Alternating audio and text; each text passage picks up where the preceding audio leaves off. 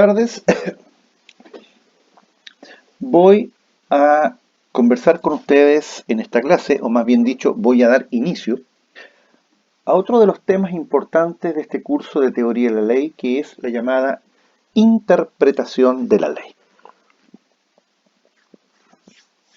A ver, ustedes son estudiantes de la carrera de Derecho.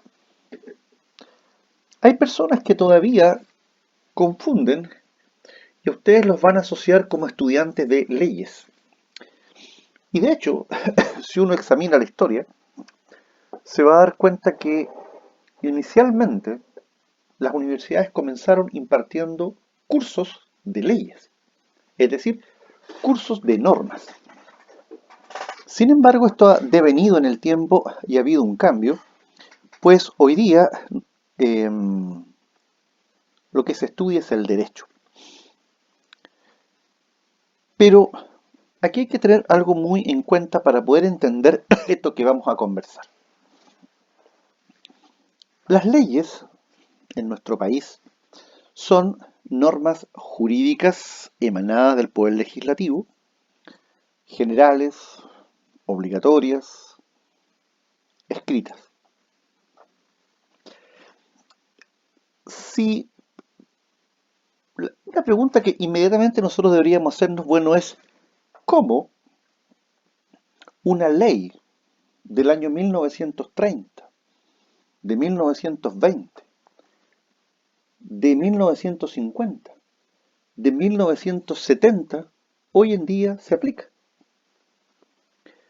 Por ejemplo, en materia de sociedades, existe la llamada sociedad de responsabilidad limitada. La sociedad de responsabilidad limitada es un tipo de sociedad. Y la sociedad de responsabilidad limitada está regulada en una ley. Y esa ley que regula las sociedades de responsabilidad limitada es una ley, si no me equivoco, del año 1923. A ver, busquemos lo que estamos conversando.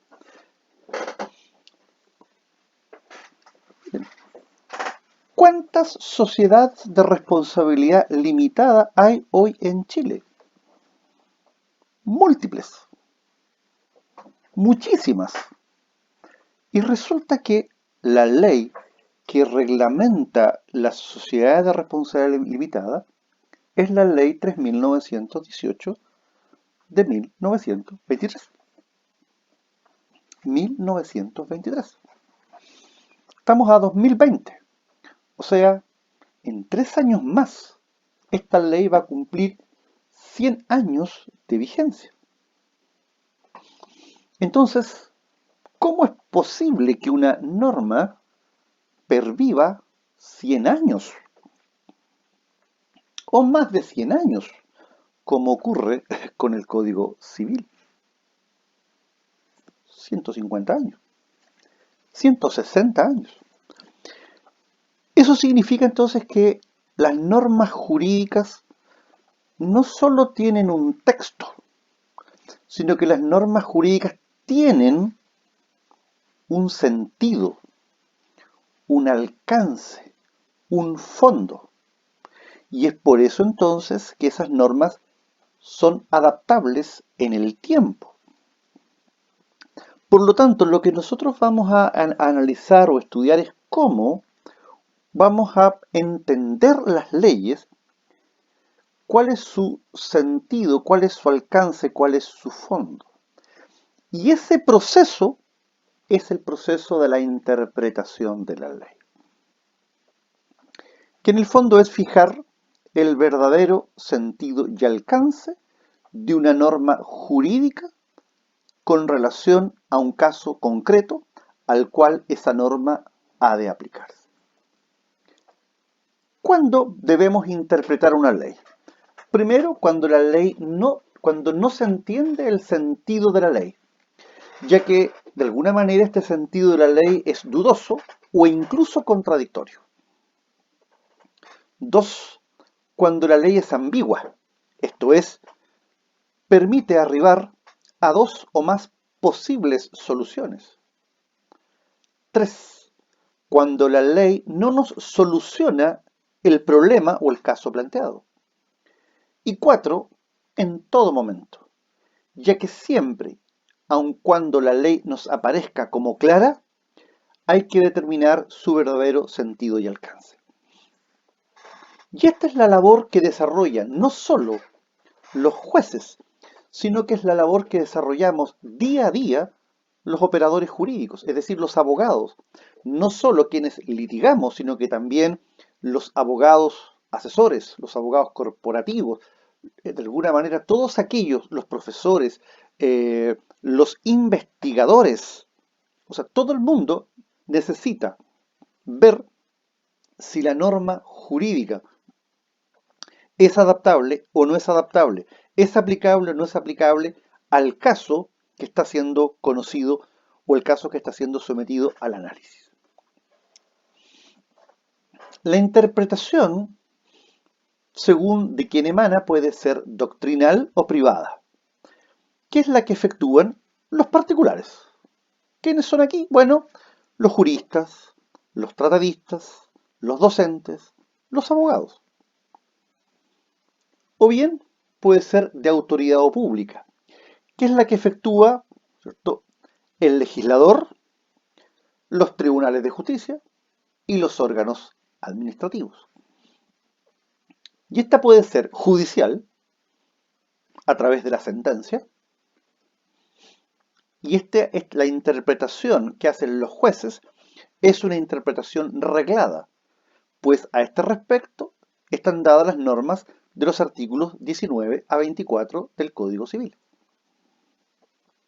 Encontramos también la interpretación legal, que es la que hace el legislador, es decir, las llamadas leyes interpretativas, que lo que buscan es aclarar el sentido y alcance de una ley que plantea hipótesis dudosas de solución. Y finalmente tenemos la interpretación administrativa, que son aquellas que realizan al interior de un órgano administrativo la jerarquía o la superioridad y que respecto al resto de los funcionarios de ese organismo, la interpretación que haga la jerarquía es vinculante, es obligatoria, como ocurre, por ejemplo, con la Contraloría General de la República, con el Servicio de Impuestos Internos, con la Dirección del Trabajo. Los dictámenes, las circulares de los jefes superiores de estos servicios u organismos públicos irradian al organismo público y son vinculantes y obligatorias. Y por lo tanto, el criterio interpretativo lo vamos a encontrar en el dictamen, la circular de la respectiva entidad pública respectiva. Por el resultado, por el resultado a que conduzca la interpretación, podemos tener interpretación declarativa, restrictiva o extensiva. La declarativa es aquella en que vamos a reconocer que la fórmula o los términos literales coinciden exactamente con el pensamiento legislativo. La extensiva es aquella en que vamos a comprobar que se expresa más en la ley de lo que fue querido por el legislador. Y finalmente, la restrictiva es aquella en que comprobamos que la ley expresa menos de aquello que el legislador en su momento quiso. Por la obligatoriedad de la interpretación, podemos encontrar interpretación general, es la que se produce por la interpretación que formula la ley, o bien relativa, que es aquella que tiene lugar a través de la sentencia judicial, respecto a la cual ya vimos que los efectos de la misma son de carácter relativos. Bien. Ahora, Ustedes deben saber que existen diferentes métodos de interpretación. Y después de examinar los métodos de interpretación, nosotros podemos hacernos cargo de las reglas de interpretación que el Código Civil comprende entre los artículos 19 al 24 y que son normas que los jueces deben necesariamente atender al momento de la decisión del asunto controvertido. Ahora, los métodos de interpretación son, entre otros, el método lógico tradicional o de la exégesis, y están también los métodos modernos. Y dentro de esos está el histórico evolutivo, el de la libre investigación científica, el positivo teleológico, el de la jurisprudencia de los intereses y el método de la escuela del derecho libre. Como este no es el curso de teoría de la ley, sino que más bien dicho es un curso para absolver dudas o consultas, en las diapositivas que yo les envié están relativamente bien resumidos cada uno de estos métodos. Yo me quiero concentrar en este minuto en las reglas que el Código Civil nos da para interpretar las leyes. Reglas que, como ya les dije, son obligatorias para los jueces y a las cuales ellos deben recurrir, insisto, al momento de la dictación del fallo. Y aquí tenemos el elemento gramatical, el elemento histórico, el elemento lógico y el elemento sistemático. Y también vamos a encontrar el espíritu general de la legislación y la llamada equidad natural. En primer lugar, vamos a estudiar el elemento gramatical. El elemento gramatical.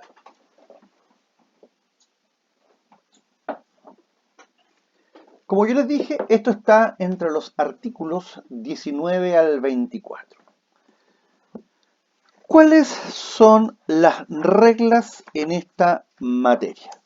Vamos a ver de inmediato las reglas en este tema. La primera regla está dada por el artículo 19 del Código Civil, que nos dice: cuando el sentido de la ley es claro, no se desatenderá su tenor literal a pretexto de consultar su espíritu. Pero bien, se puede, para interpretar una expresión obscura de la ley, recurrir a su intención o espíritu claramente manifestado en ella o en la historia fidedigna de su establecimiento. El elemento literal está en el inciso primero. Está, insisto, en el inciso primero del artículo 19. Entonces, aquí lo que tenemos que tener claro es lo siguiente.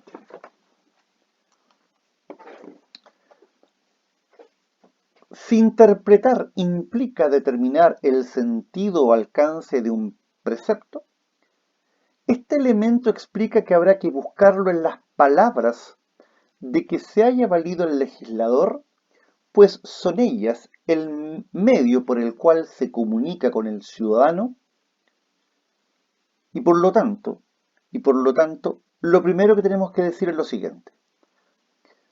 Si no hay dudas acerca del sentido y alcance de una norma, no podemos desatender su tenor literal a pretexto de buscar el espíritu de la ley.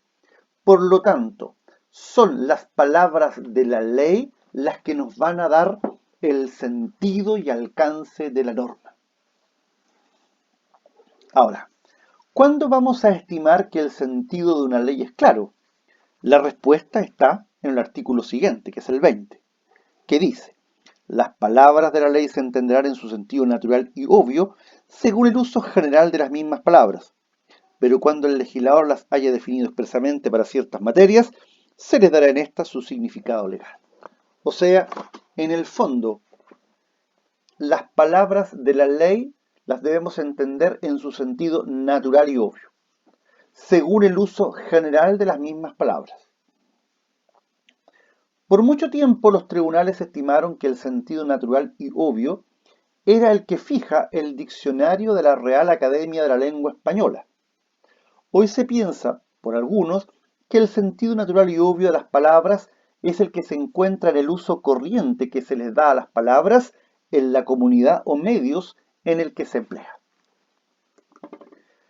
Esta regla tiene dos excepciones. Primero, que cuando el legislador les haya definido expresamente para ciertas materias, se les dará en esta su significado legal. Y dos, cuando a veces la ley emplea palabras técnicas de una ciencia o arte, estas deben tomarse en el sentido que le den los que profesan la misma ciencia o arte, salvo que aparezca claramente que se ha tomado en sentido diverso.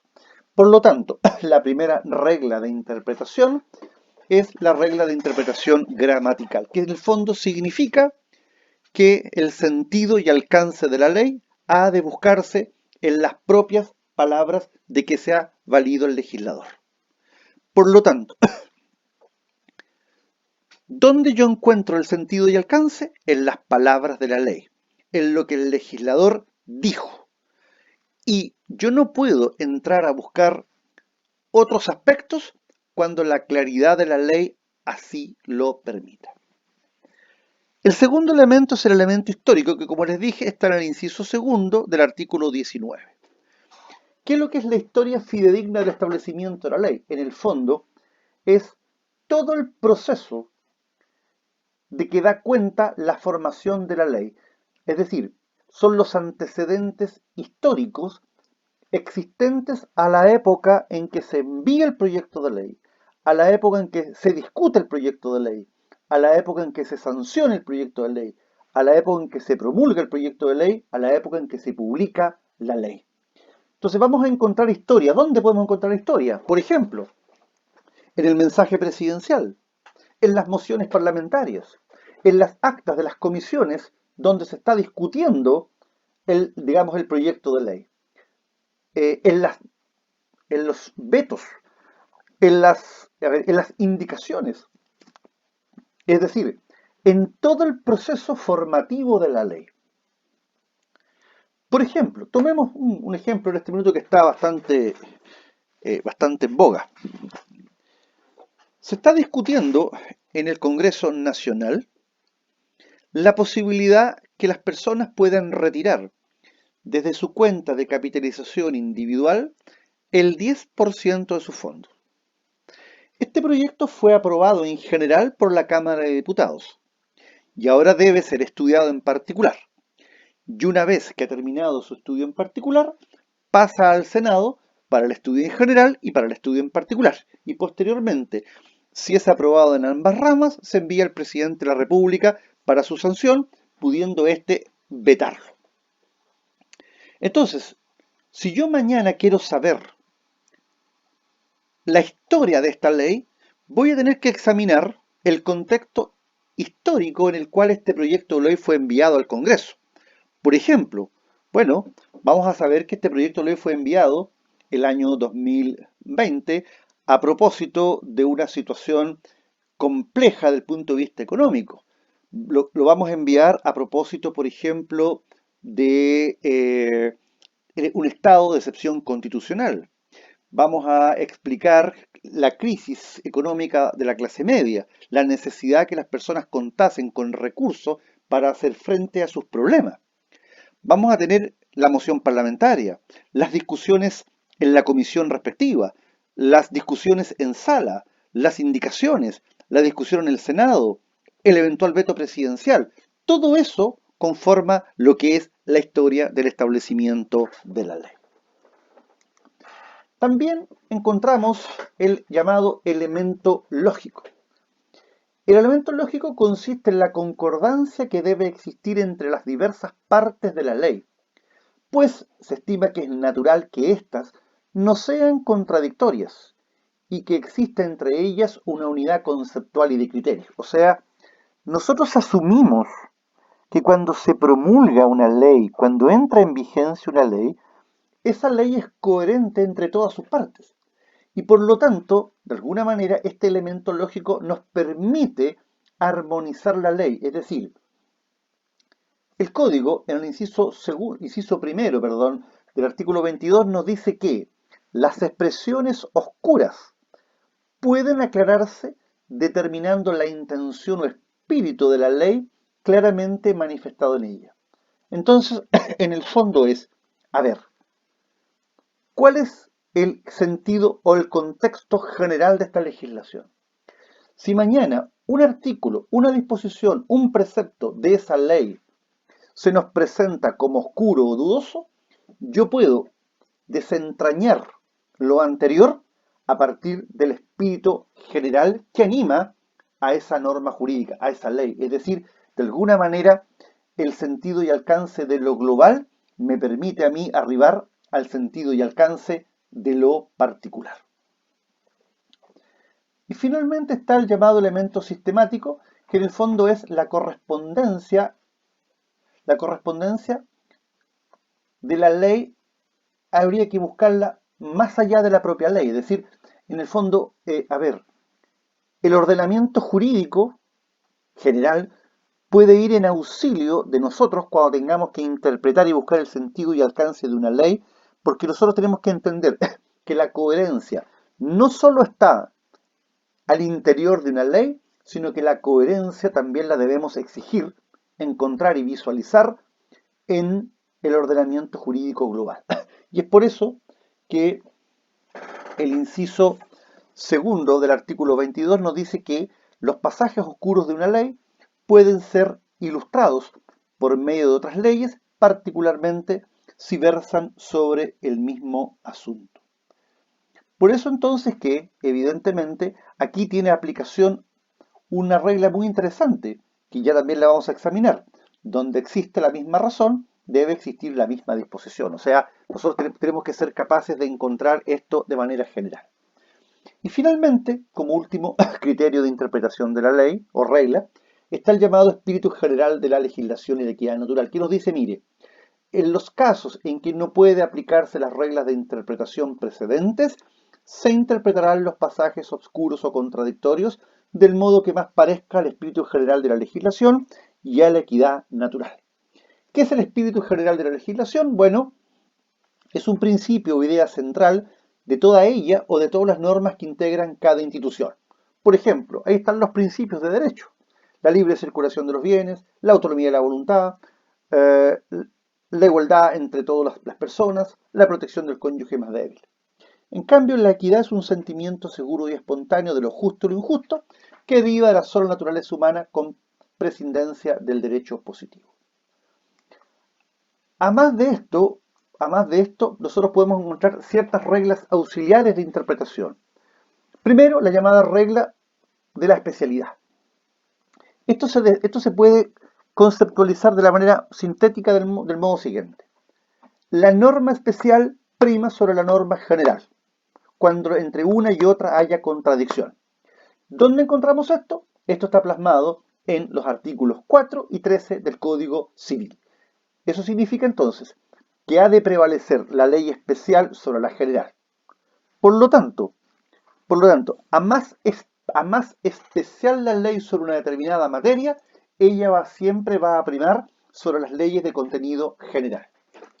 Segundo, el llamado argumento de analogía, al cual hicimos referencia recién.